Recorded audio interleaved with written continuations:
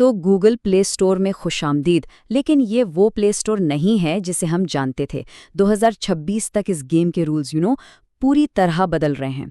और अगर आप एक ऐप डेवलपर हैं तो ये तब्दीलियां आपके बिजनेस के लिए सब कुछ हैं। चलें इस नए मैदान को समझते हैं।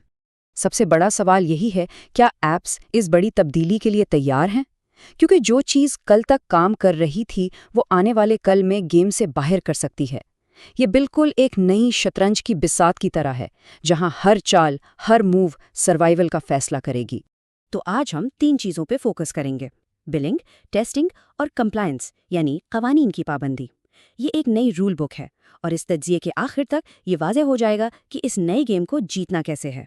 इन तमाम तब्दीलियों के मरकज़ में सिर्फ एक लफ्ज़ है: ट्रांसपेरेंसी। जी हाँ, शफाफियत। रेगुलेटरी प्रेशर की वजह से गूगल अब हर चीज़ में यूज़र के ट्रस्ट और वाज़े मालूमात पर बहुत ज़्यादा जोर दे रहा है। ये सिर्फ एक रूल नहीं है, ये एक पूरी नई सोच है। सोच ये कि यूज़र हमेशा सबसे पहले है। ठीक है, तो रूल बुक के पहले हिस्से में चलते हैं, पैसे कमाने के नए टूल्स और उसूल। अब मोनेटाइजेशन स्ट्रैटेजी को पहले से कहीं ज़्यादा लचकदार और यूज़र फ्रेंडली होना पड़ेगा। देखिए, प्ले स्टोर पर बुनियादी तौर पर 2 तरह की प्रोडक्ट्स होती हैं। एक है वन टाइम प्रोडक्ट्स, जैसे किसी गेम में करेंसी खरीदना या कोई मूवी रेंट पर लेना, और दूसरी हैं सब्सक्रिप्शंस, जो रेकरिंग रेवेन्यू यानी मुसलसल आमदनी का जरिया है। इन दोनों के दरमियान फ़र्क को समझना किसी भी स्ट्रैटेजी का पहला कदम है। अब जो चीज़ वाकई दिलचस्प है वो है सब्सक्रिप्शंस का नया स्ट्रक्चर। ये डेवलपर्स को ज़्यादा से ज़्यादा यूज़र्स को अट्रैक्ट करने की पावर देता है। देखें, अब ये सिर्फ एक मंथली फीस नहीं है। एक सब्सक्रिप्शन के बेस प्लान्स होते हैं, जैसे मंथली या ईयरली, और उन प्लान्स के साथ स्पेशल ऑफर्स अटैच होती हैं, जैसे फ्री ट्रायल्स या इंट्रोडक्टरी प्राइसेस। तो एक यूज़र का सफ़र मैक्सिमम 2 स्टेजेस पर मुश्तमिल हो सकता है।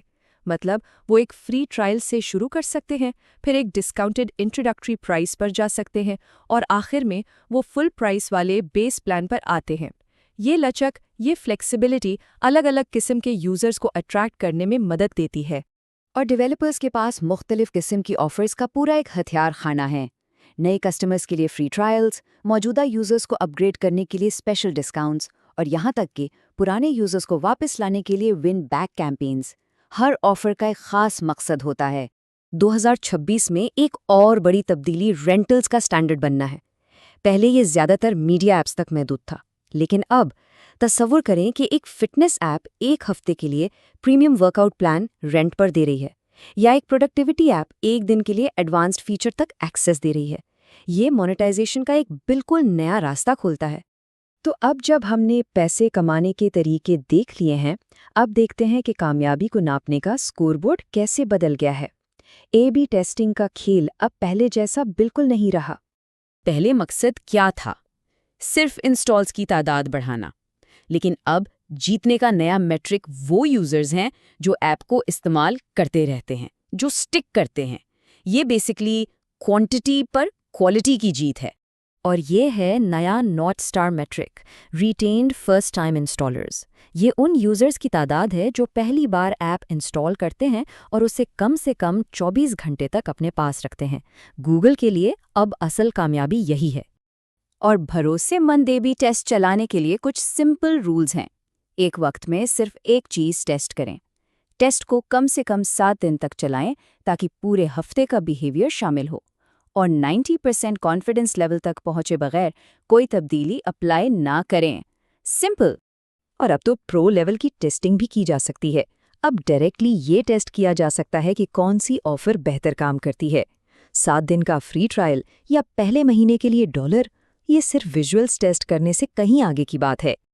अच्छा, अब हम उस हिस्से की तरफ बढ़ते हैं जहां लहजा थोड़ा संजीदा हो जाता है। ये वो उसूल हैं जिन्हें तोड़ा नहीं जा सकता, वरना आपको जुर्माने का सामना करना पड़ सकता है या उसे गेम से बाहर भी किया जा सकता है। ये कुछ सबसे बड़ी गलतियां हैं जिनसे हर हाल में बचना है। सब्सक्रिप्शन की शराइत को छुपाना, ये इंप्रेशन देना कि ऐप को अनइंस्टॉल करने से सब्सक्रिप्शन कैंसिल हो जाती है, जो कि बिल्कुल गलत है। और कीमतों में गलत तरीके से इजाफा करना। इनमें से किसी एक गलती पर भी फौरी एक्शन हो सकता है। ये एक नंबर है जिसे याद रखना बहुत ज़रूरी है: 50%। ये कीमत में वो मैक्सिमम इजाफा है जो किसी यूज़र की सब्सक्रिप्शन पर उनकी दोबारा रजामंदी के बगैर लागू किया जा सकता है। मतलब अगर वो अग्री नहीं करते तो खुद कैंसिल कर सकते हैं। इससे ज़्यादा कुछ भी, और उनसे दोबारा पूछना पड़ेगा कि वो कंटिन्यू करना चाहते हैं या नहीं। ये है बिलिंग लाइफ साइकिल की टाइमलाइन जिस पर गूगल सख्ती से अमल करवाता है।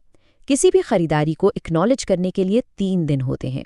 अगर ऐसा ना किया जाए तो गूगल खुद ब खुद रकम वापस कर देता है। इसके बाद फेल्ड पेमेंट्स के लिए ग्रेस पीरियड और फिर अकाउंट होल्ड का टाइम आता है। इन तमाम रूल्स और तब्दीलियों के बाद चलें एक ऐसे टूल पर बात करते हैं जो एक सीक्रेट वेपन साबित हो सकता है, क्योंकि गूगल ने डेवलपर्स को इन मुश्किलात से निपटने में मदद के लिए कुछ पावरफुल रिसोर्सेज दिए हैं।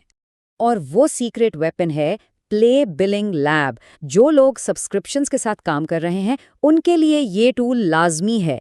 इसे एक महफूज सैंडबॉक्स समझा जा सकता है जहां बगैर किसी रिस्क के बिलिंग लॉजिक को टेस्ट किया जा सकता है। ये टूल गेम चेंजर क्यों है? क्योंकि इससे असल पैसों के बगैर बार बार परचेजेस टेस्ट की जा सकती हैं, सब्सक्रिप्शन रिन्यूअल्स को तेज किया जा सकता है, जैसे 1 महीने को 5 मिनट में बदलना, और पेमेंट डिक्लाइन जैसे सिनेरियोज को सिमुलेट किया जा सकता है। ये असल दुनिया के लिए तैयार करता है। और आखिर में ये तमाम तब्दीलियां एक बुनियादी सवाल पर आकर ख़त्म होती हैं। क्या कोई बिजनेस सिर्फ लेन देन पर बनाया गया है, या फिर ये एतमाद, ट्रस्ट पर कायम है? 2026 का गूगल प्ले इस बात को यकीनी बना रहा है कि लॉन्ग टर्म कामयाबी सिर्फ उन लोगों के लिए होगी जो ट्रस्ट का इंतखाब करते हैं।